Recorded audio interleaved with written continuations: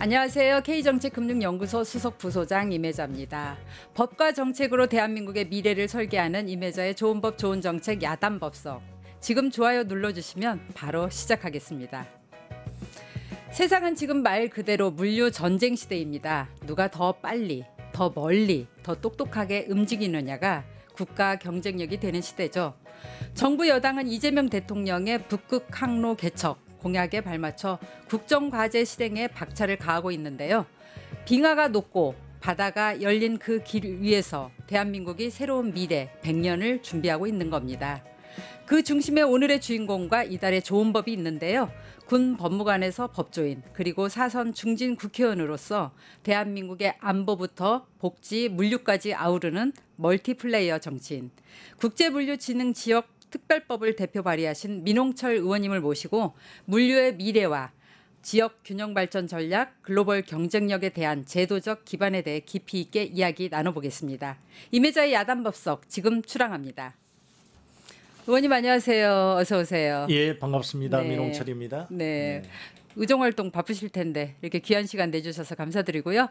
우리 뉴스토마토 시청자분들께 인사부터 나누시죠. 예, 이렇게 임혜자의 야단법석을 통해서 처음 뵙습니다. 경남 김해갑 출신의 민홍철 의원입니다. 반갑습니다.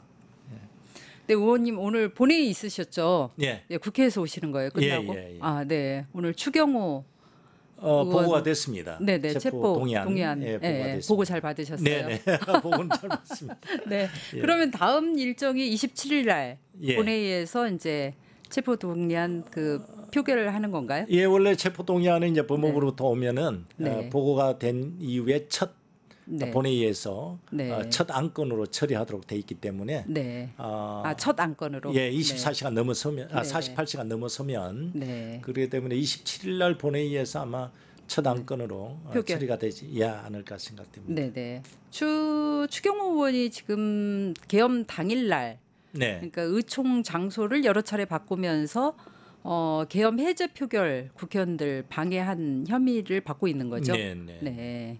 그때 저희도 이제 저도 계엄에 선포됐다는 소식을 네. 듣고 바로 이제 11시경에 저는 국회 본회의장에 있었습니다만은 그때 의원들이 이제 다 모이고 그런 네. 과정 속에서 국힘의 그 의원들께서 네. 일부는 오셨죠. 네. 저는 한동훈 대표를 비롯해서 한 18분 정도가 왔고 그 사이에 이제 아마 그 국힘에서는 네. 여러 가지 의총 장소를 여러 번 바꾼 걸로 네. 그렇게 알고 있고 국회의장께서도 이제 표결을 하기 위해서 연락을 한 걸로 알고 있습니다. 네. 그럼에도 불구하고 본회의장에 오지 않고 또다시 네. 의총장을 바꾸는 그런 행위 그러니까요. 그 자체를 아마 특검에서 네네.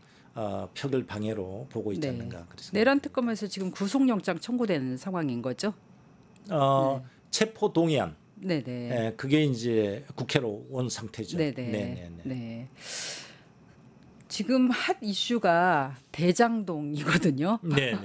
사실 해가 떠도 대장동, 달이 떠도 대장동 지금 4년 전부터 네. 지금 대장동 이슈가 있는데 최근에 또 검찰이 대장동 1심 사건에 대해서 항소 포기를 했어요. 네. 그러면서 그게 이제 논란이 되고 있는데 아마 대장동 이슈 나오면서 지금이 가장 격하게 충돌하고 있는 게 아닌가 싶은데요. 의원님 법조인 출신으로서 네. 이 논란 어떻게 바라보세요?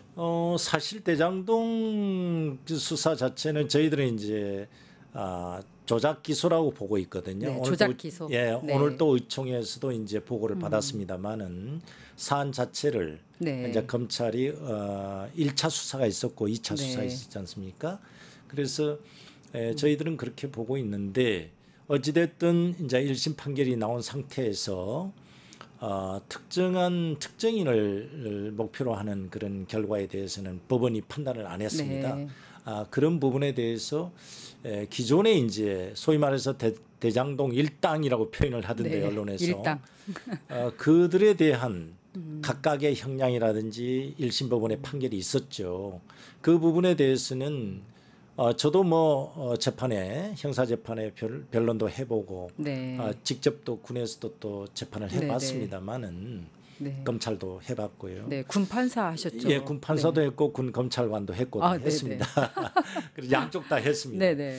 그래 보면은 이제 아마 군과 이제 민간은 좀 다를 겁니다만은 저도 변호사 하는 그런 어떤 경험에 의하고 현재 검찰의 어떤 규정에 의하면 그 1심 판결의 구형에 네. 2분의 1 이상 형이 나오면 대체적으로 뭐 항소를 하지 않는 걸로 네. 그게 관행이고 특히 이제 어떤 뭐 법리 논쟁에 의해서 무죄가 선고됐다든지 이런 경우 아니면은 네. 통상적으로 구형량의 2분의 1 이상이 선고가 되면은 통상 이제 항소를 안 하는 것으로 알고 있습니다. 그런데 네. 이번 사안은 여러 가지 측면에서 그 피고인들에게 네. 어떤 측면에는 구형보다 더 많이 이동규 피고인이나 어떤 네네. 김만배 피고인에 대해서 많이 이제 선고가 됐고 그 외에 피고인들에 대해서도 구형량보다는 더 많이 2분의 1 이상의 선고가 됐다. 네. 그러니까 통상적인 경우에 따르면은 그 검찰에서도 항소를 안 하는 그런 사안에 해당이 됩니다. 아, 네네. 그런데 이게 이제 너무 사건 자체를 사법화되다 보니까 네네. 저도 평소에 국회 대정부 질문을 할 때 그런 얘기를 많이 따졌습니다. 네. 왜 정치가 네. 사법화가 되고 네네. 또 수사나 검찰이 정치화가 되느냐. 이래서 우리나라의 정치가 이걸 안 바뀌고 있는 거 아니냐. 네. 그런 얘기를 많이 했는데 네. 이 사안도 저는 일종의 정치적인 사안으로 검찰이 바라보고 있지 않는가. 네네. 저는 그렇게 봅니다. 그러나 통상적인 사안이었으면 그대로 검찰의 결정이 맞다. 그리고 또 비근한 예로 지난번에 윤석열 전 대통령에 대한 어떤 구속 취소의 경우 네. 이것은 형사소송법에 아무리 저도 네. 가문한 어떤 네네. 변호사 잠깐 했습니다마는 형사소송법에 그렇게 해석을 안 하거든요. 네. 시간으로 계산한 예가 네. 없습니다. 다 날로 계산하고 일로 계산하고 연으로 계산하지 네. 월로 계산하고요. 그런데 그 당시에는 다르죠. 검찰이 한마디도 안 했거든요. 그러니까요. 그래서 이제 경우의 수가 다 다르고 그때 다르다 이러면은 그러한 이번에 어떤 대장동 사건에 대한 항소 네. 포기에 대한 어떤 논란 검사들의 검찰의 논란은 이것은 일관성이 없고 네. 그 논리에도 안 맞다. 네. 저는 그렇게 생각을 합니다. 네네. 그러니까 검란이 노무현 정부 때도 있었잖아요. 네. 평검사와의 대화에서 네. 이쯤 되면 막가자는 거지요.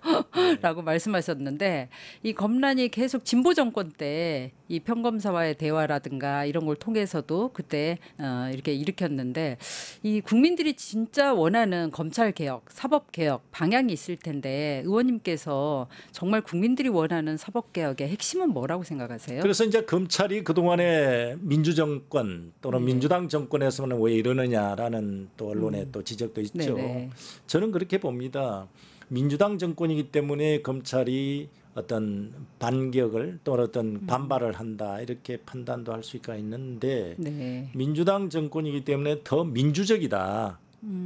예, 역설적으로 말씀드리면 그래서 거기에 대해서 오히려 검찰의 자기들의 어떤 그 권한을 더 오버해서 아니면 네네. 과장되게 이렇게 네네. 요구하고 있는 것이 아닌가. 그러나 이제는 민주적인 통제를 통해서 당연히 검찰이라든지 특히 군도 마찬가지입니다만은 네. 통치를 해야 되고 또 정치가 위에 있어야 네네. 그러니까 민주공화국이거든요. 네. 그런데 이번에 이제 프레임을 이렇게 그렇게 가져가는 것은 잘못됐다. 네. 그렇게 생각을 하고요. 진정한 의미에서의 사법개혁은 민주적인 모든 국가 시스템이 민주적인 통제와 국민 주권주의 하에서 이 통제가 될 때 제대로 된 사법권의 행사가 보장이 된다고 저는 생각을 합니다. 검찰 또 특히 검사들의 그 만능의 권능이 아니거든요. 네네. 자기들의 독단적인 어떤 권한이 아니죠. 네. 그 권한도 헌법과 국민 주권 하에서 주어진 거고 그 주어진 범위 내에서 법과 헌법에 따라서 진행이 돼야 된다. 저는 그렇게 생각하기 때문에 네. 어떻게 하면은 민주적인 통제를 받으면서 국민의 편에 서서 그 권한이 행사되는 네. 그 합리적인 어떤 검찰권의 행사 또 법원의 판단의 행사 네. 이것이 보장이 됐을 때 진정한 민주적인 사법이 될 거고요. 네. 특히 이제 재판의 경우, 법원의 경우는 저는 그렇게 봅니다. 뭐 대법관 수도 늘려야 되죠. 사실은 네. 늘려야 됩니다. 워낙 재판이 오래 걸리고 민사 재판만 해도 지연된 게 몇 년이 너무 걸리거든요. 많잖아요. 그래서 네. 거기에 따르는 여러 가지 민사적인 측면에서는 재산적인 손해와 시간적인 손해가 있고요. 형사 재판의 경우에는 인권의 침해가 오고요. 네. 그래서 어떻게 하면은 신속한 재판과 네. 인권이 보장되면서 신속한 재판 네. 그리고 재산권을 형평성 있게 보장할 수 있는 판결 그것이 중요하다고 저는 봅니다. 네. 그래서 법원의 개혁 같은 경우는 대법관 수도 늘릴 필요는 있지만 특히 그보다도 더 중요한 것이 1심 재판 이것을 빨리빨리 해줄 수 있는 네. 그런 제도를 함께 가져가야 되지 않느냐 저는 네. 그렇게 생각합니다. 이 사법의 정치화에 대해서는 어떻게 생각하세요? 그래서 특히 이제 요즘 저는 그게 가장 문제인 것 같아요. 요즘 네. 세계적인 추세가 그런 것 같아요. 미국도 그렇지 않습니까? 현재 미국도 트럼프 대통령의 당선자 시절에도 막 기소하고 막 그래 버리는데 이게 이제 우리나라는 더 정도가 심해진 것 같아요. 네. 지난 제가 기억에 19대 제가 이제 국회 들어왔는데 그때만 하더라도 서로 정치의 사법화나 네. 사법의 정치가 좀 자제하려는 그런 네. 어떤 생각들이 그렇죠. 많았습니다. 네. 그런데 그 이후에 워낙 정치적인 어떤 타협이 안 되다 보니까 정치가 해결할 문제, 특히 그렇죠. 양 정당 간에 해결할 문제를 빈발하게 이제 고발을 해버린다든지. 그러니까 정치가 각종 쟁점들이 예. 정치 문제가 다 사법으로 가다 예. 보니까 사법의 정치화가 너무 심해진 그렇습니다. 것 같아요. 예. 그래서 고발을 소위 말해서 사주한다든지 네. 이런 경우까지 고발사주도 발생되고 있었잖아요. 네. 또 그걸 기화로 해서 사법이 정치를 또 그렇죠. 통제하거나 네. 간섭하려고 하는 네. 이런 게 좀 잘못된 것 같아요. 이건 네네. 빨리 우리 정치 발전을 위해서라도 버려야 된다 저는 그렇게 네네. 생각합니다. 잘 알겠습니다. 또 사실은 정책을 제 방송에서는 진행을 해야 되는데 워낙 핫한 뉴스들이 있어서 쟁점을 하나만 더 살펴보고 갈게요. 그제 국무회의에서 김민석 총리가 제안한 게 있잖아요. 현재 내란 혐의 수사와 재판이 장기화되다 보니까 내란 극복이 너무 지지부진하다. 그래서 헌법 존중 정부 혁신 태스크포스 TF를 이제 정부 내에 구성하자고 제안을 했고 대통령님도 당연히 할 일이다라고 하면서 이제 49개 중앙 행정 기관에 지금 이제 TF 팀을 꾸리기로 돼 있잖아요. 그러다 보니까 이제 이 비상 계엄에 가담 혐의가 있는 사람들 이거를 이제 색출해내는 그런 상황이잖아요. 근데 여기에 대해서 또 일부에서는 정치 보복이다. 또 너무 내란몰이한다. 또 이제 핸드폰 포렌식이나 수사하는 과정에서 조사하는 과정에서 그러다 보니까 이제 사생활 침해다. 이런 또 반발이 있는데 여기에 대해서는 어떻게 생각하세요? 저는 그렇습니다. 그 내란의 밤, 그때 불법 계엄의 밤에 저도 직접 어떤 체험을 하고 현장에 있었습니다만은 민주공화국 체제에서 특히 대한민국 헌법 체제에서 헌법을 무시하고 유린한 그 행위 자체가 내란이고요.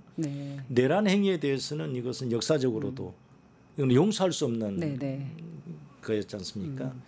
그렇다면 보수 정권이든 민주 정권이든 진보 정권이든 헌법을 유린하고 국민의 주권을 침해한 이 내란 행위에 대해서는 이것은 어떤 이론의 여지 없이 같이 이거는 발본색원 해야 된다는 생각을 가져줘야 된다고 생각합니다. 이건 뭐 내란을 옹호하거나 뭐 변명하거나 뭐 그럴 일이 아니라고 생각합니다. 그래야 우리의 민주공화국 체제를 유지해 갈 수 있고 정말 제대로 된 나라를 물려줄 수 있다고 생각합니다.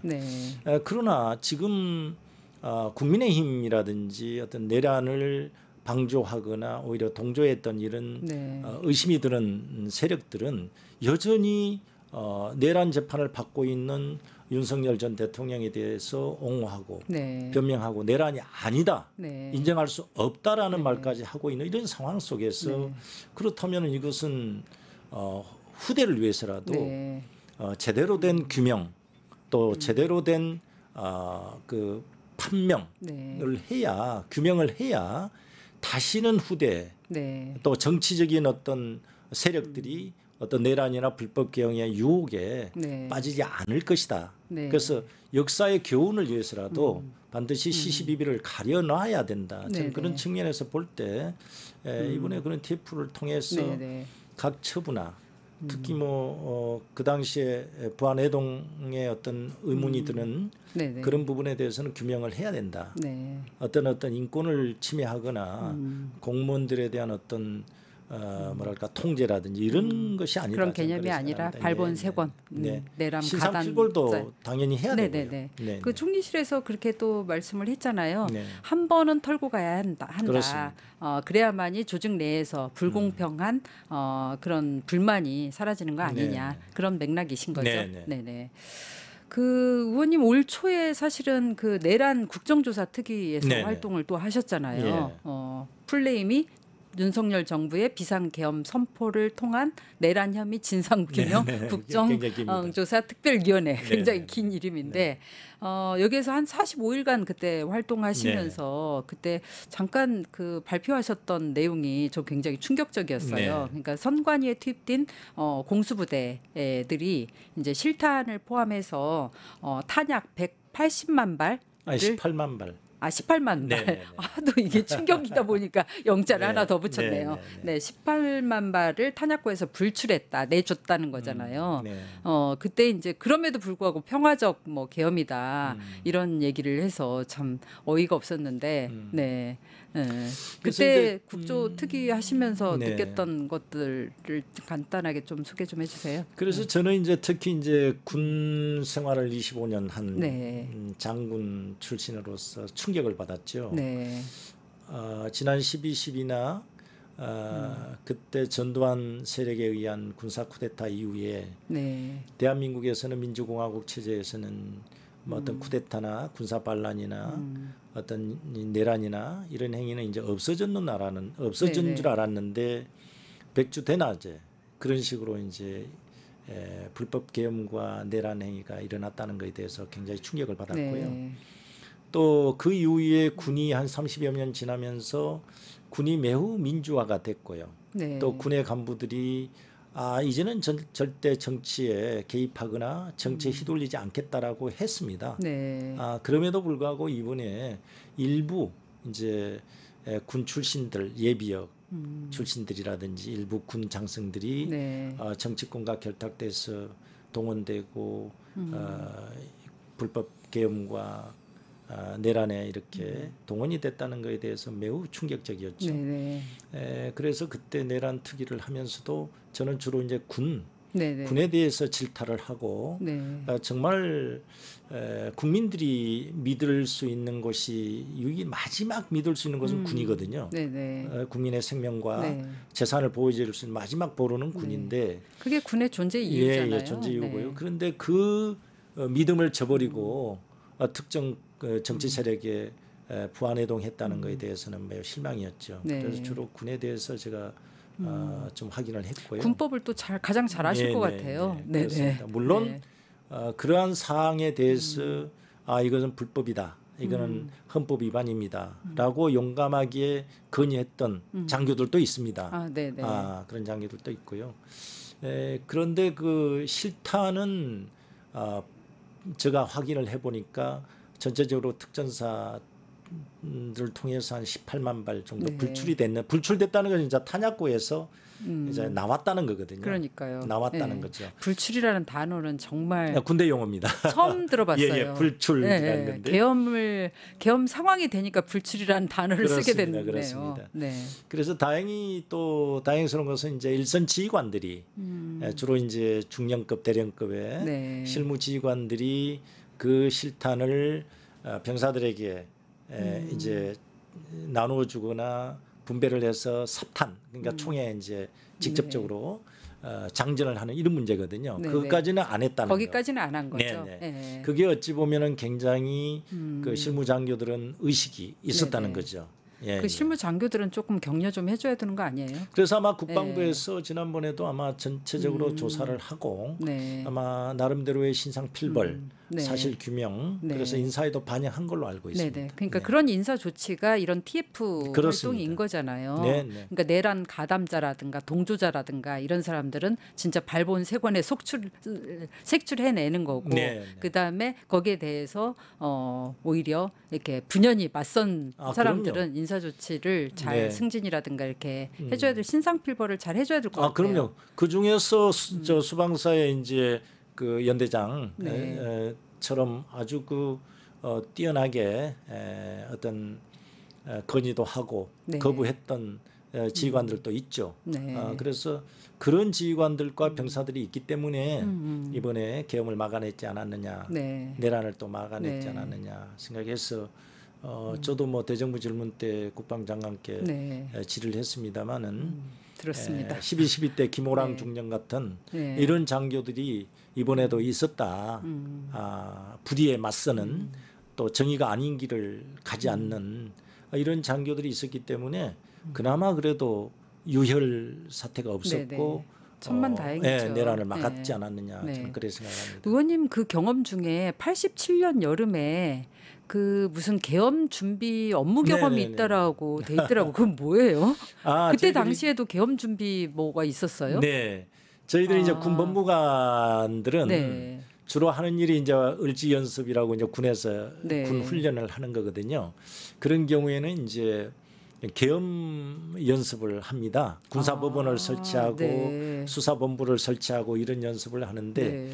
87년도에 그때 이제 6.29 선언이 네. 있었지 않습니까? 그쵸. 그때 전두환 정권 말기인데 그렇죠. 엄청나게 전국이 불안했습니다. 그래가지고 호헌이냐 또 네. 개헌이냐 네. 이런 문제를 가지고 이제 시민사회와 전두환 세력이 이제 서로 갈등을 하고 있을 텐데 저 대학 때 계속 부르짖었던 구호 생각나요. 그러셨죠. 후원철폐, 네네네. 독재타도. 그때 네. 저는 이제 실무 본부장교로 네. 근무를 할 때인데 그때 군 내에서는 계엄 준비를 했었거든요.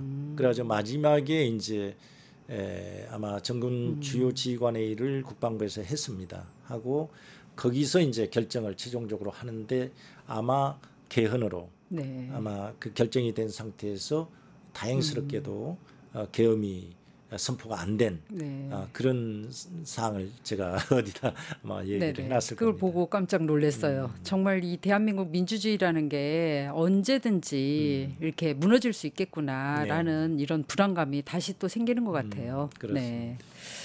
그 의원님 사선 중진 의원이시잖아요. 네. 그래서 사실은 지난번에 국방위원장도 하셨고 또 국토위 예결위 특위 활동 굉장히 많이 하셨더라고요. 네.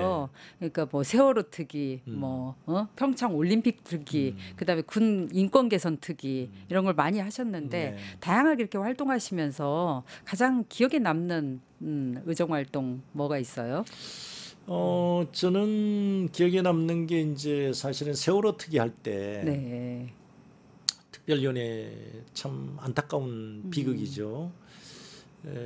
그때 특별위원회 위원으로 들어갔는데 이제 마지막에 사실 규명을 하기 위해서 했는데 청와대 네. 그때 박근혜 전 대통령의 7시간 네. 그 문제가 상당히 이슈가 됐었습니다.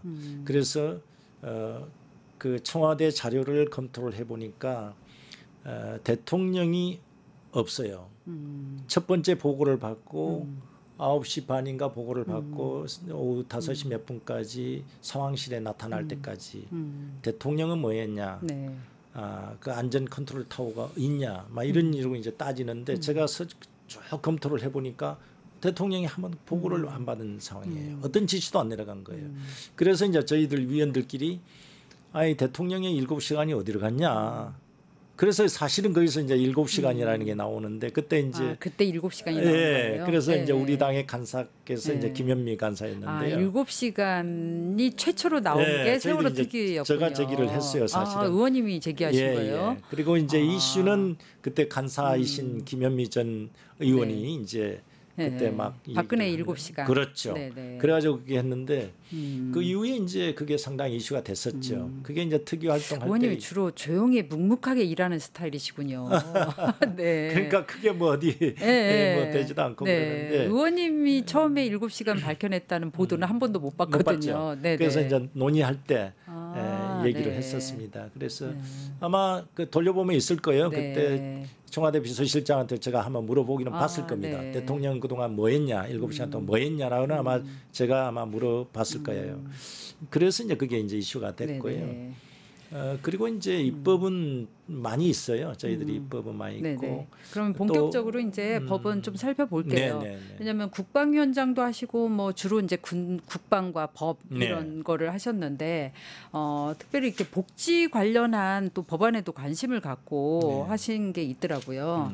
사실은 그런 특위라든가 이런 거를 계속 많이 하신 거 보면 이 이슈별 또 시대 과제들을 잘 아우르면서 이렇게 쭉 살펴보신 것 같아서 한번 말씀을 드려본 거고요. 그 복지용 교통입법에 좀 관심을 갖고 계신 것 같아서 도시철도법 개정안 한번 좀 여쭤볼게요.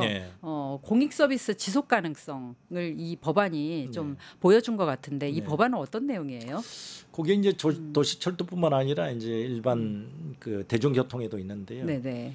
그게 무슨 법안 이름이 이제 도시철도법 개정안이어서 거기에 이제 PSO라고 공익 서비스에 대한 국가 비용 문제입니다. 특히 이제 어르신들이라든지 국가유공자들이라든지 이제 장애인 이런 어떤 분들에 대한 교통 그 할인이라든지 무료 통행이라든지 이런 부분에 대해서 국가가 보조를 해줘야 된다. 그런 내용입니다. 그런데 이제 현재도 해주기는 해주는데 국가가 운영하는 곳에는 해줍니다. 주로 보면 이제 국유철도 지금은 막 국유철도는 없어졌습니다만. 그러나 코레일이라든지 그런 데는 일부 또 보조를 해줘요. 1년에 뭐 꽤 됩니다. 몇천억씩 해주는데 지방자치단체에서 운영하는 도시철도 이런 경우는 지방자치단체의 책임입니다. 뭐 예를 들어 서울 지하철이라든지 뭐 부산 광역철도라든지 또 우리 김해 부산 경전철 문제라든지 지자체에서 운영하는 도시철도인 경우에 이런 부분에 대해서는 예산이 문제가 되는 거죠. 예산이 문제가 되죠.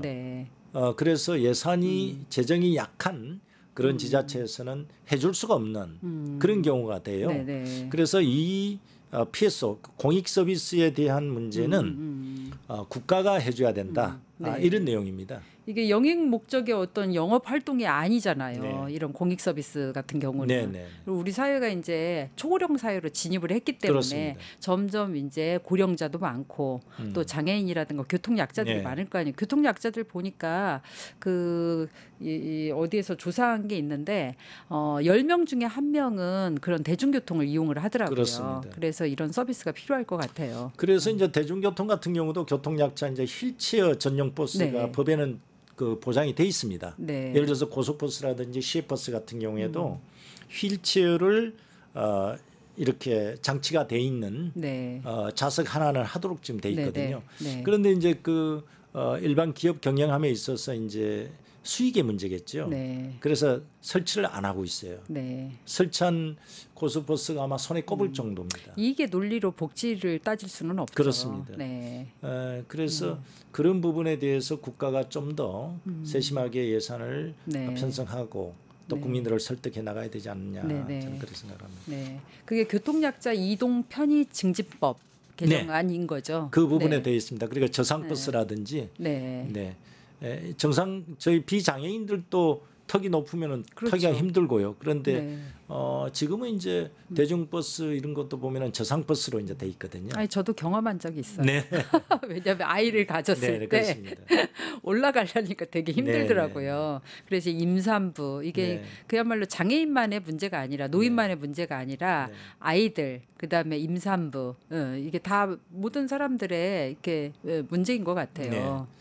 그러니까 이제 우리나라 코레일도 그렇죠. KTX도 보면은 너무 높거든요. 그러니까 장애인들이 타기가 너무 힘듭니다. 아, 그렇군요. 예, 예. 네. 그리고 이제 건축도 마찬가지고 도로 공사라든지 이런 경우에도 점자 블록을 다 설치하도록 네네. 돼 있는데 그게 다 배리어 프리 서비스인 맞습니다. 거죠. 예, 네. 유니버설 디자인. 네, 네. 네. 그런데 이제 지자체에다 맡겨 놓으니까 지자체가 예산이 없고 네. 또 비용이 많이 들기 때문에 규정에는 있고 법과 규정에는 있지만은 잘 시행이 안 됩니다. 그게 의무 규정은 아닌 거죠.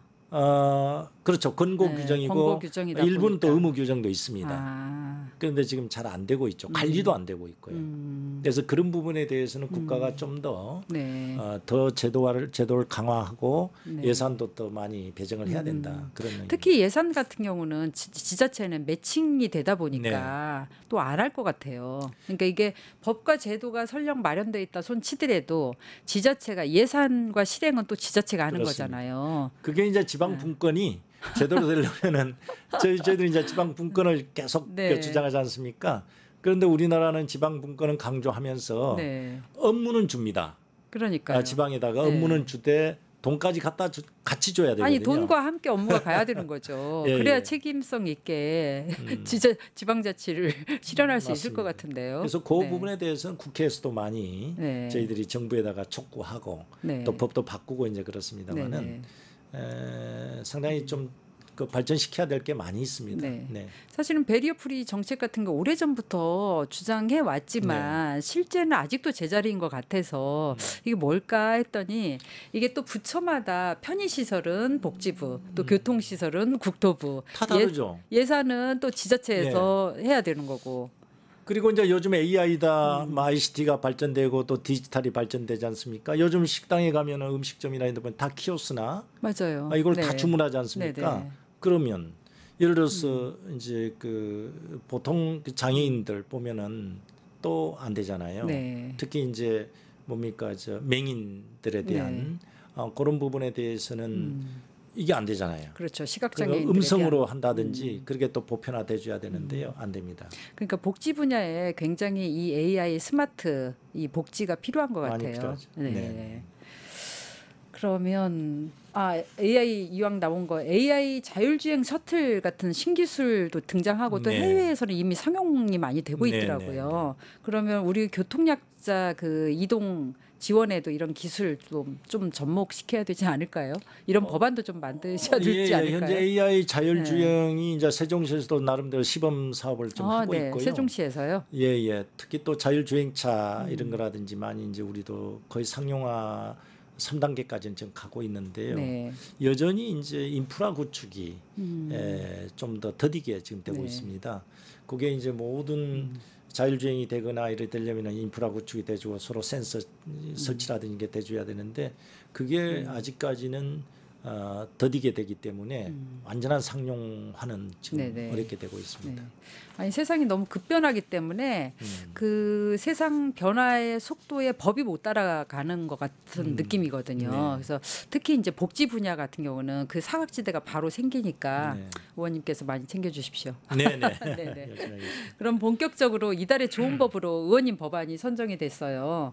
오프닝에서도 제가 말씀드렸듯이 네. 지금 이제 세계가 물류 전쟁 시대다 보니까 누가 더 빨리 더 멀리 더 똑똑하게 움직이느냐가 국가 경쟁력이 되는 시대다 보니까 근데 의원님께서 1호 법안으로 작년에 국회 바로 네. 개원되자마자 법안을 제출하신 게 이게 그 국제물류진흥지역 지정 및 운영에 관한 특별법이더라고요. 네. 그래서 이 법안을 발의하신 이유, 이 법안이 이 시대에 꼭 필요한 이유 세 가지만 좀 말씀을 해주시면 좋을 것 같아서요. 사실은 물류 그러면은 이제 산업의 동맥입니다. 네. 피가 잘 흘러야 그 네. 몸이 건강하듯이 아무리 산업이 발전을 해도 그 지역의 물류를 수송을 빨리빨리 못 해버리면 번성할 수 없고 발전이 안 되는 거죠. 네. 요즘에 보면은 뭐 새벽 배송이다 뭐다 이렇듯이 택배 산업이 매우 발전했듯이 네. 물류 혁명이 일어나고 있는데 어느 지역이든지 간에 물류가 발전이 안 되면 산업이 네. 같이 갈 수 없다 그렇게 생각이 돼서 그래서 글로벌 물류판이 현재 바뀌고 있습니다.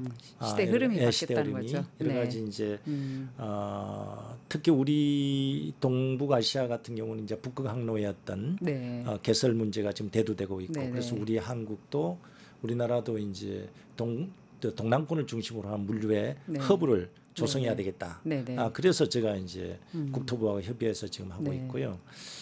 그다음에 이제 우리 동남권에는 트라이포트, 그러니까 도로와 철도와 항만, 네. 항공이 이제 잘 조화가 될 수 있는 지역으로 지금 돼 있습니다. 특히 가덕도 신공항도 지금 네네네. 착공을 곧 할 거고, 그다음에 진해 신항만도 지금 제2신항만도 네. 착공을 했고요. 네. 그다음에 철도도 구비가 돼 있고, 그래서 동남권에 대해서 어떻게 하면 국제적인 물류를 물류 단지로 할 것이냐. 네. 특히 북극 항로와 또 연계된 그런 네. 지역이고요. 그다음에 이제 우리나라로 볼 때는 수도권을 분산시킬 수 있는 하나의 수도권에 집중돼 있죠. 제도적인 네. 장치로서 정책 수단으로서 역할을 할 수 있다. 네, 그래서 네. 동남권을 수도권에 대적할 정도의 크기로 이렇게 발전시킬 수 있는 하나의 수단이 될 수 있다. 네, 네. 그래서 동남권에다가 물류 진흥 지역으로 조성을 해야 되지 않느냐 그런. 의원님 지역구가 내용이 김해다 보니까 동남권이 많이 나오네요. 예. 그러나 이 네, 법은 네, 네. 이 법은 동남권에 대한 어떤 네, 물류 네. 특별법이라기보다도 네. 우리나라 전체의 네. 물류를 조성할 수 그렇죠. 있는 네. 일반법입니다. 네. 또 이미 국토부에서도 용역을 했고요. 네. 한 4군데 정도를. 네네. 용역 이미 했더라고요. 네네. 네. 지금 5극 3특 시대다 보니까 거기하고도 연관돼 있습니다. 네네. 이재명 같더라고요. 정부의 그 5극 네. 3특 체제 네네. 그렇죠. 정책과도 네. 지역 균형 연결돼 발전 있습니다. 전략이자 또 글로벌 경쟁력을 갖춘다. 네네. 그 말씀인 거죠. 예. 그러면 기존의 그 자유무역 지역이라든가 그 경제자유구역이 네. 있잖아요. 기존 제도들이 있는데 새로운 틀을 이제 의원님께서 제시한 거잖아요. 그러면 이 새로운 틀을 제시할 때는 기존에 뭐 한계라든가 뭐가 있기 때문에 제시를 했을 것 같은데요. 네. 그러니까 이제 기존의 자유무역 지역이라든지 뭐 이런 데는 보면은 주로 외국 자본을 유치하는. 자본이. 그렇죠. 네. 그리고 외국 기업을 유치해서 우리 국내 산업을 이제 발전시키는 그런 장치로서 썼거든요. 네. 근데 제가 이게 물류진흥지역의 법안은 우리 자체의 균형 발전을 위한 세계로 향하는 네. 우리 산업을 위한 네네. 그리고 동북아시아에서 세계 물류의 허브로서 키워나갈 수 있는 그런 하나의 수단. 특히 이제 우리가 볼 때 부산항보다는 지금 상해나 고베 네. 쪽으로 많이 간다는 거거든요. 네네. 동북아시아에서는. 그러나 네. 특히 이 부분은 북극 항로뿐만 아니라 장차 이제 대륙철도가 네. 연결되는 순간 그 특히 동남아시아에서부터 시작한 이 물류의 모든 것을 우리가 흡수할 수 있지 않느냐. 왜냐하면은 유럽으로 가는 프랑크푸르트나 런던으로 가는 이 네. 물류가 배로 가면은 한 31일 정도 걸립니다. 네. 아시아에서 갈 때. 네네. 그러나 우리 부산을 중심으로 한 이 동남권에서는 대륙철도로 가거나 북극 항로로 가면은 가면 3분의 2밖에 안 걸린다는 거죠. 3분의 2요? 예. 그래서 한 20일 남짓, 21일 네, 정도. 그러니까 이번에 저도 의원님 덕분에 네. 이 북극항로 공부를 좀 했거든요. 그러니까 수에즈 운하로 갔을 때와 네네. 북극항로로 갔을 때 수에즈 운하로 가면 여러 가지 단점이 많더라고요. 그렇습니다. 많이 걸리고 그다음에 그러니까 거리도 멀고 기간도 많이 운항 네. 일수도 길고 네. 그다음에 또 위험이 또 있더라고요. 그렇습니다. 해적도 나타나기도 해적도 하고 나타나고, 예. 그다음에 반군의 공격도 있을 수 그렇습니다. 있고 전쟁도 있을 수 있고 네네. 굉장히 그 리스크가 많은데 북극 항로로 갔을 경우에는 한 40% 정도, 네. 32% 네. 예, 이렇게 그러니까 이제 3분의 거리가 2, 줄어들더라고요. 네, 그렇습니다. 그리고 운항 일수도 한 10일 정도가 줄어든 것 그렇습니다. 같아요. 네, 그 북극 항로 개척과 지금 의원님 법안이 이렇게 맥이 맞닿아 있는 어찌 거잖아요. 보면은 맥이 맞고요. 일종의 연계돼 있다고 생각하시면 됩니다. 네네네. 예. 그러면 지금 이제 글로벌 이렇게 물류 이런 시스템들이 이제 활발하게 움직여지고 있는데 지금 대한민국 물류는 지금 뭐 그 글로벌 기준으로 봤을 때 좀 이건 좀 한 수 부족하다라고 느끼는 한계는 뭐가 있나요? 약간의 그 이제 국제적으로 이렇게 물론 우리 물류는 많이 있습니다. 어떤 동남아 이제 통해서 수입들 수입해서 원유라든지 이런 건 하는데 우리가 허브가 돼 가지고 중개할 수 있거나 환적 네. 시스템 아, 그게 좀 환적이, 약하다는 거죠. 예. 환적 시스템이 네. 활발하게 발전하면은 우리가 수입을 많이 네, 얻을 네. 수 있거든요. 아, 그런 역할을 할 수 있다는 네. 거죠. 환적을 보고 이게 무슨 말인가 했어요. 아, 네네. 이제 다른 나라의 물류가 와서 네. 여기서 대기했다가 다른 곳으로 네. 이전하는 것을 환적이라 하거든요. 아, 네네. 근데 이제 갈아타는 거죠. 네네. 그런 역할을 우리가 중심이 될 수 있다는 거죠. 왜냐하면 상해가 굉장히 큰데 중국의 상해항이 네. 상해항 같은 경우는 북극 항로를 통해서 가는 게 비용이 더 많이 들겠죠. 네. 우리 동남권의 네. 지역보다는. 예, 그래서 다른 지역보다도 장점을 많이 갖고 있다. 특히 이제 아까도 말씀드렸듯이 북극 항로는 그런 어떤 이점이 있고요. 네. 그다음에 대륙 철도가 연결되는 순간 굉장한 곽강을 받을 수 있다. 저는 네네. 그렇게 생각합니다. 아, 북극 항로와 또 대륙 철도가 네네. 있는 철도 순간, 예, 네.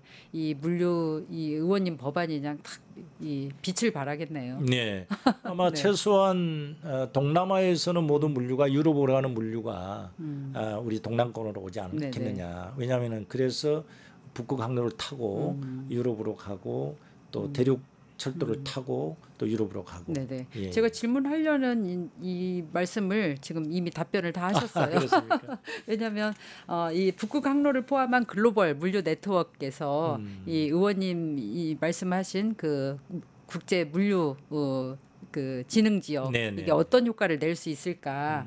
이게 이제 북극 항로 시대의 게임 체인저가 저는 될 수 그렇습니다. 있는지 네네. 그게 궁금했거든요. 네. 그리고 사실은 이제 북극 항로 개척 이게 이제 이재명 대통령이 후보 때 공약으로 내세웠고 그럼요. 예. 지금 정부 여당에서는 이제 국정 과제로 네. 지금 이게 준비하고 있는 거잖아요. 네. 네.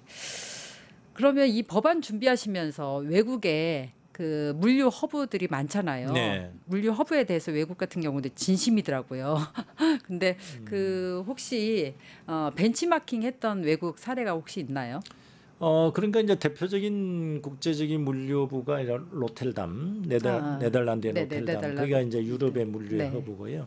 동남권에서는 동남아시아 같은 경우는 이제 싱가포르. 네. 네. 그런 데인데 상당히 입지적으로 좋은 곳이죠. 네. 그런 역할을 입지적으로 좋은 곳이 우리도 동남권이 갖추고 있다. 네. 다만 이제 전제 조건이 이제 그 북극 항로라든지 대륙철도의 문제죠.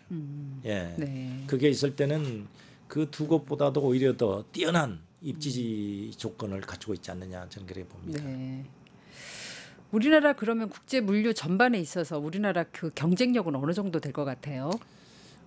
여전히 우리나라는 이제 수출 물량으로 보면은 뭐 세계 10위권 정도 되는데 네. 우리 국내 해운사로 따지면 한 7위 정도 되거든요. 네. 그래서 HMM이 되는데 좀 더 과거에는 뭐 3, 4위까지 올라갔었죠. 올라갔는데 이 물류 해운업이라는 것은 한번 구축되면은 네. 계속 지속 가능한 발전을 가능하거든요. 네, 네. 한번 무너져 버리면은 그걸 다시 이렇게 세우기가 엄청나게 어렵습니다. 왜냐하면은 주 고객선이 또 연결돼 있고 하기 때문에요. 우리나라 말로 굉장히 따지면 중요하네요. 네네. 네. 단골거래라는 게 있잖아요. 네. 우리나라 이제 네네. 상업거래할 그런 게 계속 오랫동안 형성이 되거든요. 네. 그래서 한번 그 초기 해운업의 세팅을 굉장히 잘해야 돼요. 해운업의 근간이 네. 무너지면은 다시 일어서기가 굉장히 어렵습니다. 예. 네. 그 의원님 법안 내용의 제 9조에 보면 지정 요건이 명시돼 있거든요. 이 지정 요건의 핵심 기준은 뭔가요? 실제 또 후보지가 어딘지. 네. 그저 이제 물류 어떤 특구라든지 네네. 물류 진흥 지역의 지정 요건. 네네네. 그거는 일반적인 조항을 넣어놨고요. 넣어놨죠. 네. 넣어놨고. 이게 어디가 지정이 될까? 지금 궁금해서요. 현재 국토부에서 지난 이제 용역을 완료한 내용을 보면은 전국에 한 4군데 정도. 물론 네. 이제 특화된. 네. 어느 지역은 농산물 위주로의 어떤 국제 물류 지역을 만들고요. 어떤 지역은 이제 의생명 관련된 네. 의료기기라든지 의생명 관련된. 네. 그다음에 어떤 지역은 또 이제 첨단 장비, 뭐 AI라든지 뭐 디지털 관련 네. 장비라든지 이런 지금 거. 거론됐던 데가 부산, 김해, 인천, 평택, 광양 뭐 이런 데 아닌가요? 그렇습니다. 그런데 네. 이제 그거는 뭐 지금 뭐 쉽게 오픈할 꼭 그 지역이 네네. 꼭 무슨 꼭 네. 지정된다는 게 아니고요. 그런 데가 이제 거론이 되길래. 그런 네. 지역을 이제 전국에 골고루 네. 상정을 하고 용역을 한 결과가 나와 있죠. 네. 예, 꼭 거기가 용역한 결과가. 예. 그래서 아직까지는 오픈하기는 좀 그렇고요. 네네. 그래서 이제 김해가 또 가장 1순위 우선 지역 아닌가 싶어가지고요. 저는 그렇게 생각하죠. 네네. 저는 그렇게 주장하고요. 지역구 우선의 법칙에 예, 의해서. 뭐 동남권에 네. 왜냐하면은 그 동남권이라는 게 현재 한 인구로 보면 한 850만 네. 부울경에 네. 워낙 우리나라는 지금 수도권 일극 체제로 지금 네. 그렇죠. 점점 네. 심화되다 보니까 그래서 이제 국가 5급 경쟁력이 상특도 자꾸 나오는 떨어진다고 거잖아요. 생각하거든요. 네. 그래서 이제 지방 분권, 지방 균형 발전을 위한 네. 하나의 전략적인 측면에서 볼 때는 그나마 그래도 인구가 한 850만 또 이게 형성이 되면은 한 1,500만 정도 되지 않을까. 네네. 그래 되면은 이제 다극 체제로 갈 수 있거든요. 예. 그래서 이제 나라의 국가의 발전 동력으로서 역할을 할 수 있다. 저는 그렇게 네네. 봅니다. 네. 지역구 우선의 법칙이 아니라 그래서 국가 뭐 우선의 법칙에 의해서. 만약에 법이 통과되면 가장 네. 먼저 이제 신청을 하고 지정되도록 노력을 해야 되겠죠. 아, 네네. 예. 네. 그렇게 되리라고 봅니다. 저는. 네. 그러면 자연스럽게 그 다음 질문도 이어집니다. 국가 균형 발전에 어떤 기여를 할 수 있는지 이게 이제 계속 말씀하셨지만 수도권 일극 체제잖아요. 물류도 수도권 중심으로 지금 많이 네. 이동이 되는 거죠. 네. 네. 그래서 우리가 이제 수도권으로 집중하면 할수록 국가 경쟁력은 자꾸 떨어진다고 떨어진다. 봅니다. 그래서 네. 지방은 소멸되고요. 네. 또 인구 저출생 고령화 추세가 가속화되는 상황 속에서 지역이 죽어가면은 이 나라 전체가 경쟁에 떨어진다는 측면에서 볼 때 지역을 살리는 하나의 전략적인 정책이다. 저는 그렇게 봅니다. 네. 네. 사실은 뭐 부산만 해도 저희가 예전에는 큰 도시였는데 네. 지금은 뭐 노인과 바다라는 얘기까지 그러니까요. 있잖아요. 네. 그래서 특히 심각한 것은 인구가 줄어가는 것은 그렇다 치고 청년들이 자꾸 이제 네네. 이탈되고 있습니다. 네, 그 질문 네. 지금 하려고 그랬어요. 네. 사실은 청년들이 이제 지역을 떠나고, 네. 근데 떠나는 이유가 일자리가 없으니까. 그렇습니다. 그러면 이 법이 통과가 되면 그야말로 물류가 일자리를 낳고 일자리가 청년의 귀향을 네. 만들 수 있는 건지 그런 환상의 어떤 서클이 생기는 건지 궁금해서요. 그렇습니다. 그래서 이게 지금 이미 문재인 정부 때부터 네, 이제 부산과 경남에서 건의가 된 상태거든요. 네. 그 지역에 거의 한 현재로서는 계획이 한 850만 평 정도의 국제물류진흥 지역, 또 동북아 물류 플랫폼이라고도 표현을 네네. 합니다만은 아, 용어가 어려워요. 예, 저도. 그 지역을 만들어서 거기에 이제 물류뿐만 아니라 네. 일부 그 지역에서 필요한 제조업도 넣고요. 그러면은 세계 각국의 물류 허브가 되면은 세계 각 물류 회사의 본점이나 지점이 올 네. 거고요. 네. 그다음에 컨벤션 전시 컨벤션 시설도 생기면 거기서 국제 회의도 열릴 거고요. 네. 그러다 보면은 고급 호텔도 생길 거고요. 여러 가지 복합적인 관광업도 발전할 수 있을 네. 거고요. 그럼 지역의 산업 생태계에도 네네. 굉장한 변화를 가져오겠네요. 그렇습니다. 그러면 자연스럽게 국제 도시가 됨으로써 네. 이제 젊은 청년들이 그렇죠. 스타트업도 모여들고 가능하고. 스타트업도 가능하고 네. 또 젊은 청년들이 모여들어서 양질의 네. 일자리를 얻을 수 있고 그럼 또 거기서 정착하면 이제 인구가 늘어나고 네. 이제 가속화가 되는 거죠. 네. 네네. 사실은 의원님 이 법안 살펴보기 전까지는 물류하면 뭐 쿠팡이나 CJ 이것만 생각했거든요. 근데 물류에 이렇게 거대 담론이 다 들어가 있고 네. 시대 과제가 들어가 있다는 거를 이번에 저도 덕분에 공부를 많이 네. 했습니다. 그러면 이 법이 통과되면 사실은 한국판 실리콘밸리 물류 버전으로 이게 되는 건가요? 그렇게 네. 표현해 주면 참 감사하죠. 아, 그런가요? 왜냐하면은 하나의 이 정책은 우리 한국이 아시아에서 특히 동남아시아 뿐만 아니라 동북아시아에서의 유럽으로 가는 네. 물류 허브가 네. 되는 거나 마찬가지다. 네. 그래서 굉장히 또다시 국제적인 어떤 기지개를 펼 수가 있다. 네. 지도를 거꾸로 놓으면은 그게 네. 확연히 보여요. 네. 네.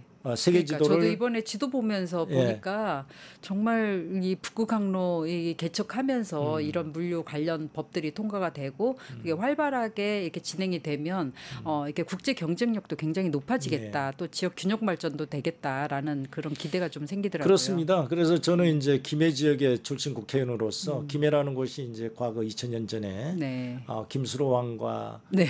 허황후가 이제 만나서 인도 공주와 우리 한국의 네. 가락국의 네. 왕자 이제 왕이 만나서 결혼을 한 국제 결혼의 시초라고 저희들은 생각하거든요. 그러네요. 제1호 국제 결혼이다. 네네. 그 당시에 이미 국제 도시였거든요. 예. 네. 그래서 또 다시 2000년 만에 네. 국제 도시로서의 역할과 위상을 네. 물류의 교류가 예. 아니라 사람의 교류였네요. 사람의 교류 그때는 사람의 교류였죠. 지금 이제 네네. 물류 교류를 통해서 네. 그 위상을 다시 재현할 수 있지 않느냐 네. 그런 꿈을 꾸고 있는 거죠. 네네. 네. 그럼 의원님이 자연스럽게 그 상상하는 이 대한민국 물류 지도는 어떻게 그리고 계세요? 그래서 그게 이제 국제물류진흥지역으로 우리나라에 몇 군데가 지정이 되고 그게 활성화되면은 우리나라의 산업은 또 다시 재도약을 할 수 있다라고 봅니다. 네. 물론 우리가 AI 중심의 혁명, 네. AI 혁명을 그 시대 조류를 타고 가야 되겠지만 네. 전통적인 산업을 또 무시할 수는 없거든요. 네.